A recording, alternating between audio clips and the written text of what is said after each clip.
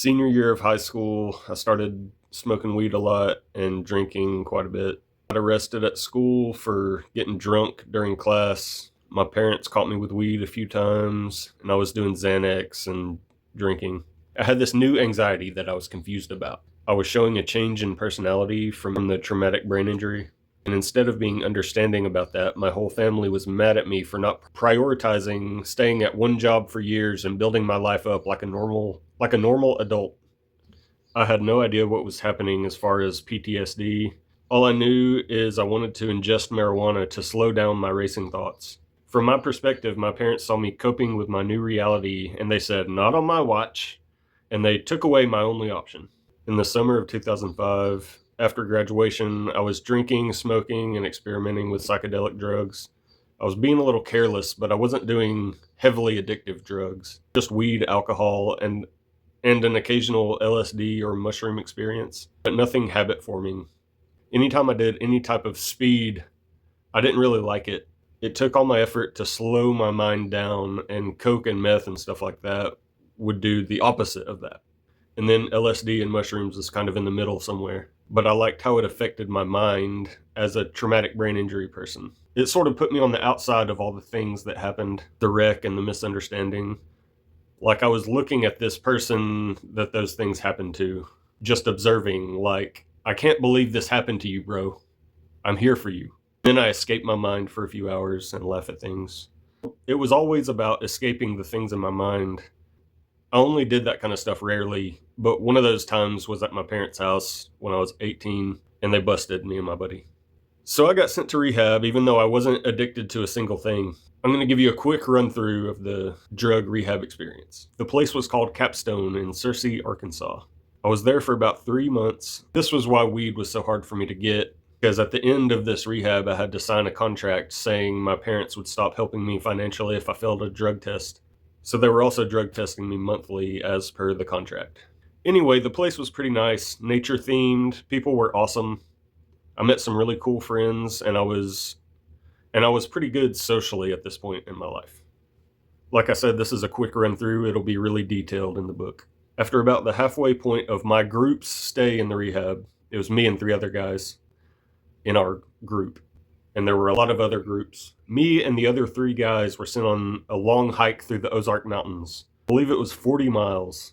I don't remember off the top of my head. Maybe one of the other guys will see this and chime in the comments.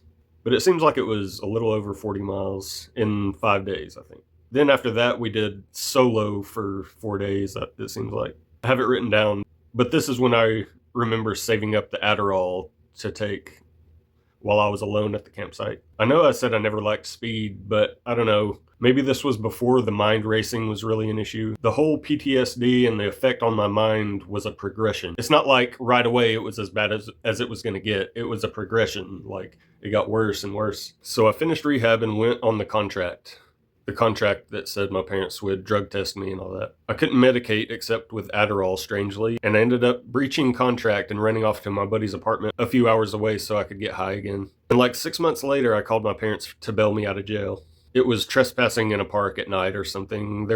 There was weed involved somehow. I've got it written down. So think of it like this. It's like society is a train track. Trains on a train track. And I was one of those trains. Then when the misunderstanding hit after the traumatic brain injury and the wreck, it's like branched off on a parallel track. So I'm like running parallel with the rest of society on the train track.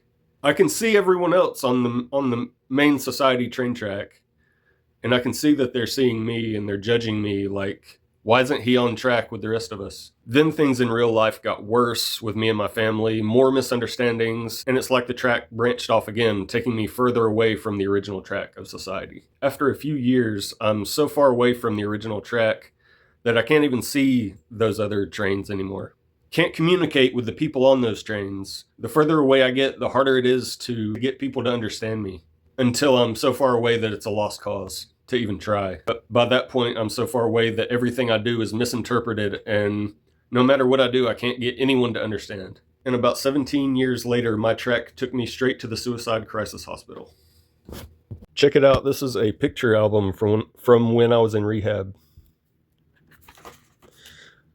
This is a picture from Trek when We were on that long 40-mile hike through the mountains. We've stopped at this little cabin. These are the guys that were in my group, except for that guy. That guy he worked at the rehab place. There's a creek we stopped by to sit and enjoy some cool shade after a long day of hiking. That's another guy that worked at the place. I must have taken this picture because I'm not in it. There we are sitting at our campsite on one of the nights, cooking hot dogs, checking the map,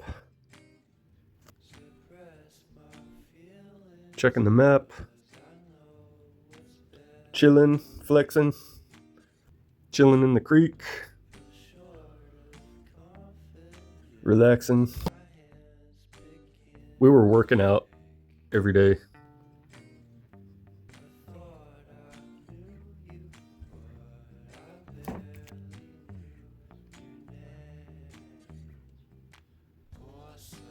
Snake.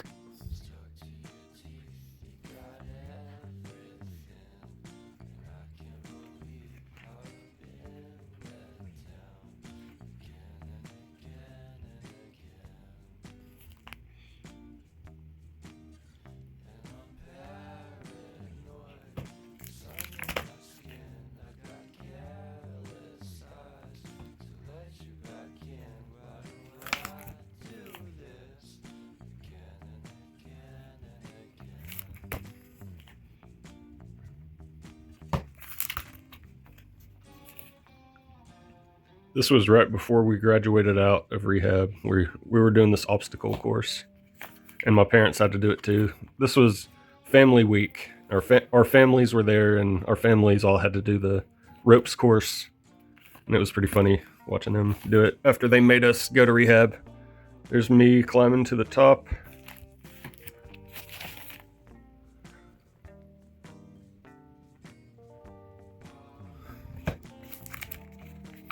Signing the beam before we graduated out.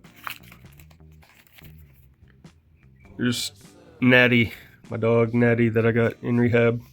I named her after beer in rehab, Natty. It was a good experience.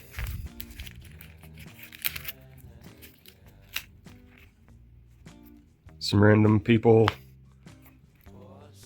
There's my dad playing ping pong. Me and my dad playing ping pong. This kid switched clothes with somebody, being goofy. This guy worked there. Natty. See, everybody got a dog at this rehab. It's pretty interesting. Pretty cool place. This kid ate a bacon strip one night. I think that's what this is a picture of. He also shaved his eyebrows off one night. He was kind of crazy. That's him washing his mouth out after he ate the bacon strip. It's me and Sean. We're still friends on Facebook. This is RJ. I'm still friends with him on Facebook. He's from Canada.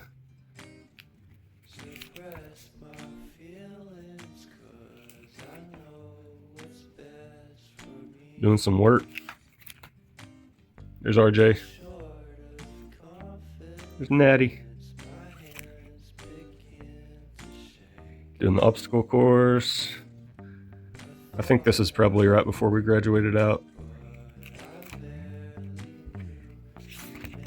That's it.